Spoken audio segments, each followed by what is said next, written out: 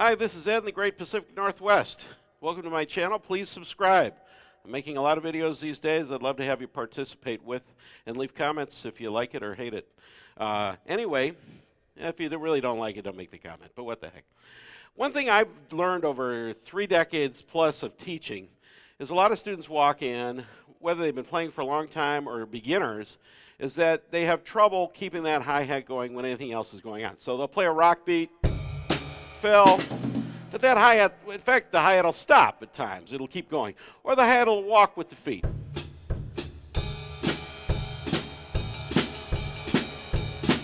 Any style of music. Walking's easy. Gee, I wonder why. We walk. Yeah, it's a natural thing. But in drumming, it's not so natural to do this stuff. At times, the bass drum gets very, what we call syncopated, very rhythmic. The hi-hat could be syncopated, but for the most part, it's a timekeeper. It's a metronome in most styles of music. So if you're going to kind of think about that, why would you want it, first of all, to walk and be kind of redundant against the snare drum in a lot of styles of music? The snare's a lot louder. So my recommendation is think about the hi-hat playing a different type of a time. Like if the ride cymbal's playing your classic, what we call 8th note style time, my hi-hat would be playing quarter notes or half as fast. And these diagonal relationships of ride cymbal to hi-hat and right foot to left hand, bass drum, snare drum, they're very important to understand. They're pretty mind-blowing for the brain, but they lock together. So what I teach my students is, first of all, to think about the ride and the hi-hat together, plus use a different technique with the feet on your hi-hat versus your bass drum. The hi-hat, what I recommend to start with is a knee lift technique, stomping with your foot. The bass drum, on the other hand, you're going to use a heel down technique. I'll move over here so you can see it. So that's my bass drum technique, like that, not like this. Doesn't mean it can't be in the future. It's not a matter of should have doing anything. It's can you do something? Anyway, so if I keep my hi-hat going stomping, that allows my bass drum to play maybe something a little more interesting. Like that. I put it together, I get my diagonals going, and then I add my bass and snare drum parts. It can be simple, a little more syncopated.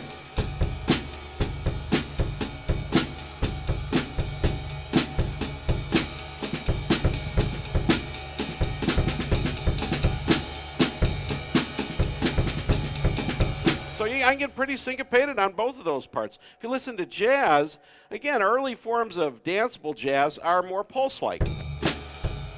I can use my heel down, no problem. In fact, I'm going to need to do that when I have to do that. But if I'm keeping a general pulse throughout and my snare and bass are really syncopated, I might get the diagonals going and then use my bass and snare together.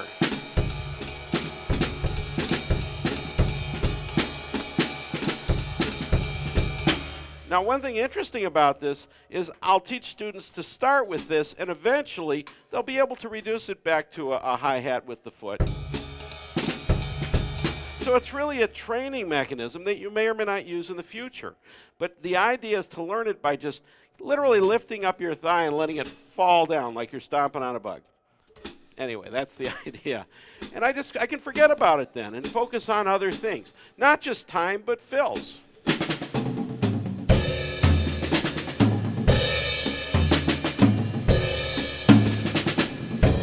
Even what I call punching the accents.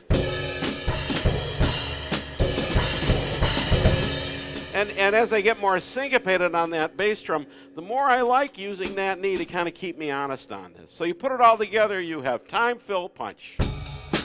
Time, fill, punch. Jazz, time, fill, and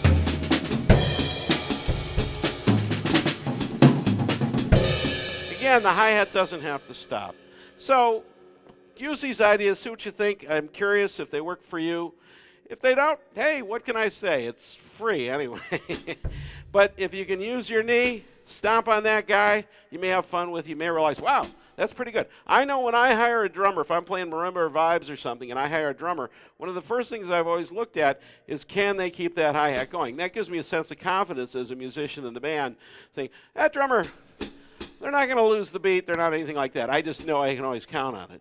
Once I'm comfortable with them, again, I'm not watching if they're doing it, but I just know they have the skill to pull it in. And that's what it's about. Again, do you have the skills to play anything you want? That's the point here. It's not, again, do you have to do anything? Do you have the skills? Can you do something? So that's always my mantra in general. So have fun with drumming.